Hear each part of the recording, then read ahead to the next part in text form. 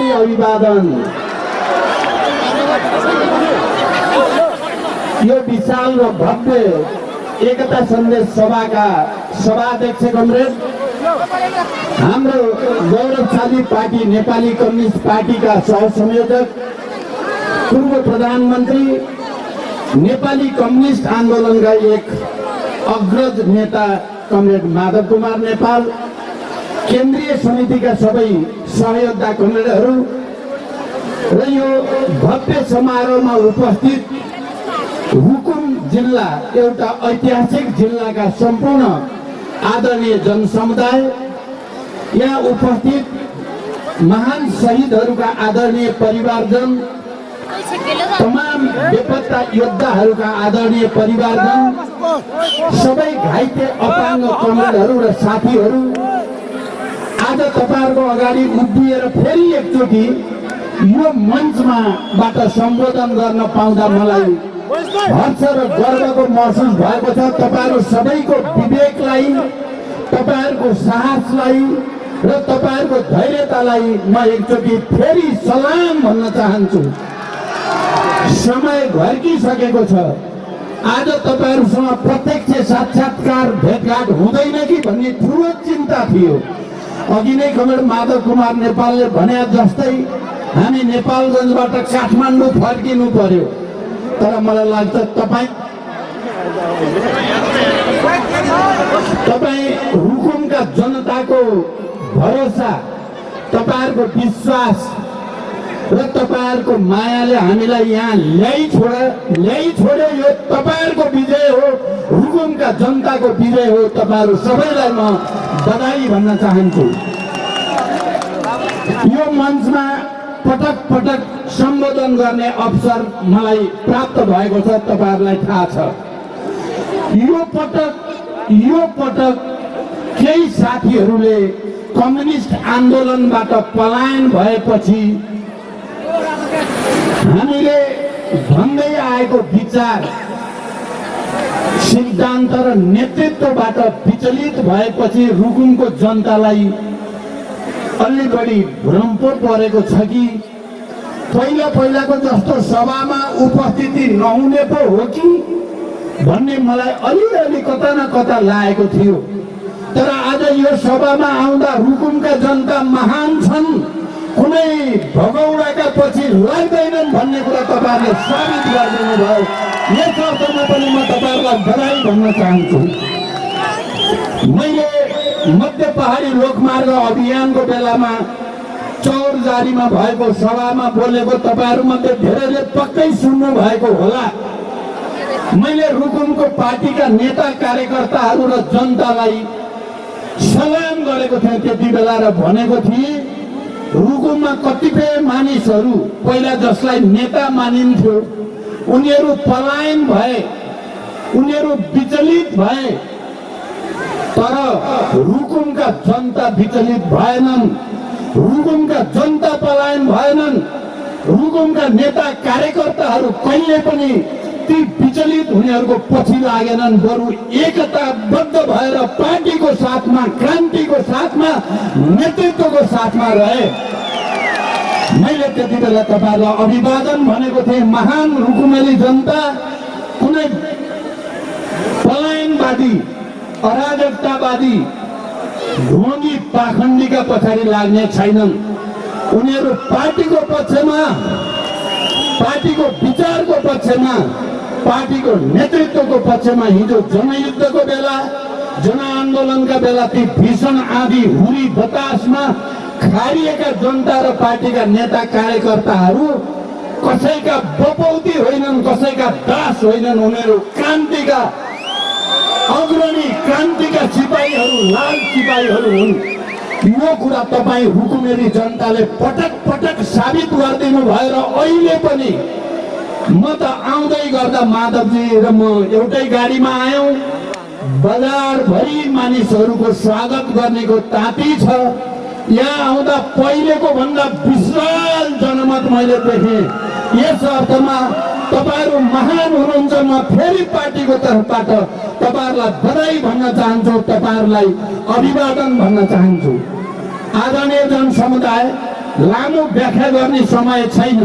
आज देशको परिस्थिति अलि असहज भएको तपाईहरुलाई थाहा छ। एनटी आन्दोलन र अनि 24 भाद्रमा भएको विध्वंसका कारण राष्ट्र निकै असहज र असाधारण परिस्थितिमा छ।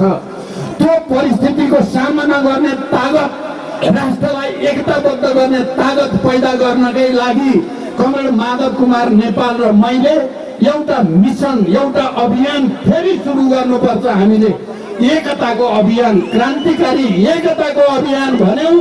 अहिले 17 पार्टी हामी एकताबद्ध भएका छौं र देशभरि एउटा उत्साह, एउटा भरोसा, एउटा उमङ्ग पैदा भएको छ। तपाईहरुले हेर्नुभयो होला, हामीले धनगढीमा गरेको सन्देश सभा, हामीले देउखुरीको रमाईमा गरेको सन्देश सभा, या जनकपुरको होस् या पोखराको होस् या विराटनगर होस् र सुर्खेतसम्म आउँदा र काठमाडौँको सभा पनि पक्कै तपाईहरुले देख्नुभयो। ठुलो जनसागर उर्लिँदै गएको छ नेपाली कम्युनिस्ट पार्टीको पक्षमा। तर प्रतिक्रियावादी र जाली फटाहरू यो एकताबाट अतालिएर कहीँ न कहीँ कोही न कोही विचलित मान्छेहरूलाई देखाएर पार्टीका विरुद्ध विष बमन गर्न छोडेका पनि छैनन्। यहाँ तपाईहरुले हेर्दा त यहाँको एकजना तपाईहरुले अगाडि सारेको नेता पलायन भए, विचलित भए, गए। कहाँ गए भन्दा कम्युनिस्ट र मार्क्सवाद छोड्ने ठाउँमा पुगे, कम्युनिस्ट पार्टी छोड्ने ठाउँमा पुगे। तपाईहरुलाई लाग्यो होला यिनी विचलित भए मात्रै होइन, यसको पछाडि साम्राज्यवादी र प्रतिक्रियावादी षड्यन्त्र छ। म तपाईहरुलाई यो विश्वासका साथ भन्न सक्छु, निकै ठुलो षड्यन्त्र अन्तर्गत यी मानिसहरूलाई विचलित गराइएको पनि छ। म अहिले धेरै भन्न चाहन्न, मलाई चौरजारीको त्यो सभा अहिले स्मरण भइरहेको छ।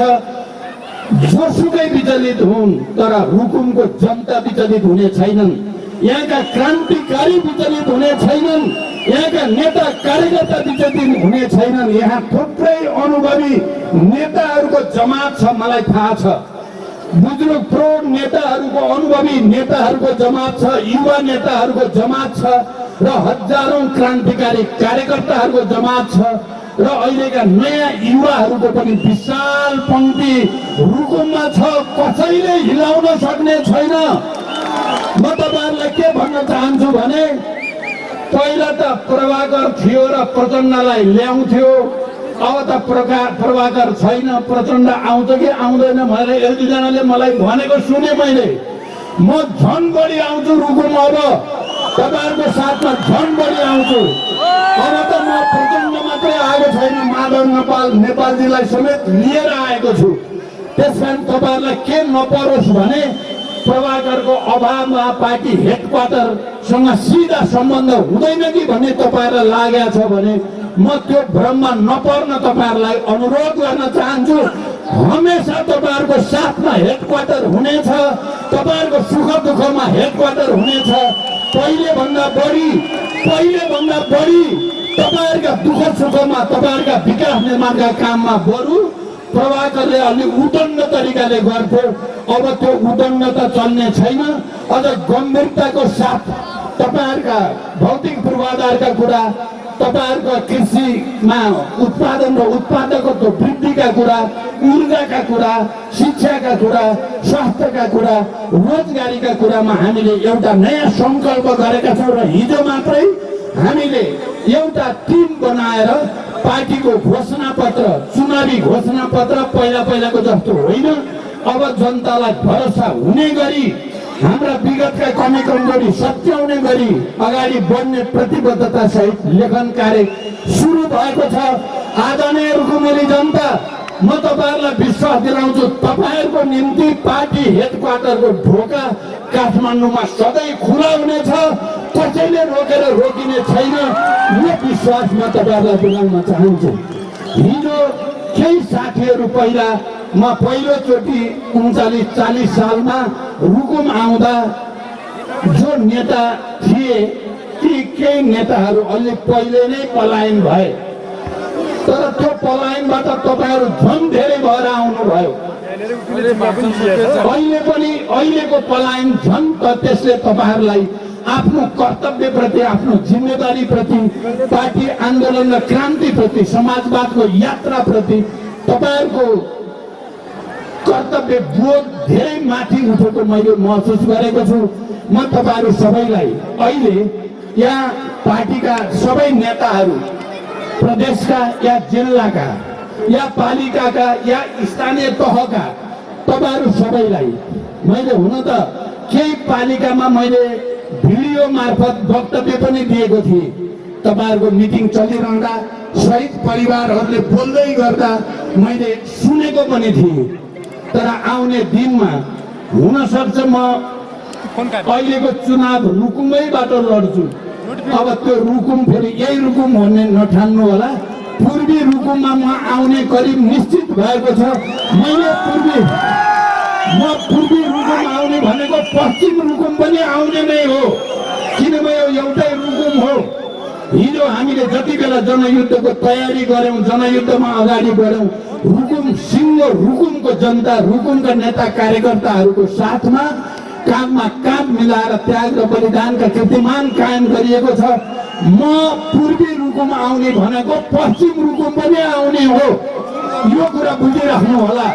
र यहाँको विकास निर्माणलाई नयाँ सिराबाट यहाँका जनताका दुःख सुखका समस्याहरूमा एकाकार हुनको निम्ति आउने हो।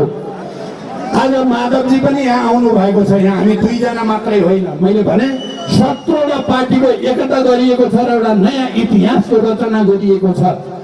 अहिले यहाँ चाहिँ तपाईहरुले जे गर्नुभयो, यतिका जनसमुदाय आज केन्द्रित हुनुभयो। 5 बजेर 5:15 हुन लाग्यो। तपाईहरु अझै पनि धैर्यताका साथ हाम्रो कुरा सुनिराख्नु भएको छ। म अब भाषण र वक्तव्य लम्ब्याउन चाहन्न। हामीले समाजवादतिरको यात्रा गर्ने क्रममा अब पार्टीको झण्डा, हँसियो हथौडावाला झण्डा, मार्क्सवादको निर्देशक सिद्धान्त र चुनाव चिन्ह लाल तारा अहिले देशभरि स्थापित भइसकेको छ। सबैको प्यारो तारा, लाल तारा, 5 गुणे तारा। अब यहाँ गोपाल शर्मा यहाँ अब रुकुम जिल्लाको एउटा नयाँ युवा नेताको रूपमा, जसले हिजोको गल्ती गर्दा पनि प्रभाकरलाई छुट दिने पनि हो। उहाँ चाहिँ अघि उहाँले भन्नु पनि भयो, उहाँले बनाएको हो।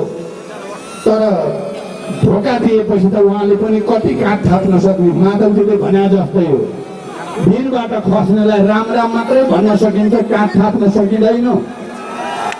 अब गोपालजी लगायत यहाँका सबै रुकुमका नेता कार्यकर्ताले जनताको काँध थाप्नुपर्छ, जिम्मेवारीका साथ अगाडि जानुपर्दछ। र तपाईँ महान रुकुमेली जनताप्रति म अन्तिममा अपिल गर्न चाहन्छु, पहिलेको भन्दा अत्यधिक बहुमत ल्याएर गोपाल शर्मालाई विजयी गराउन, रातो तारालाई आकाशमा उचाइमा पुर्याउन अपिल गर्दै बिदा हुन्छु। धन्यवाद, अभिवादन, लाल सलाम।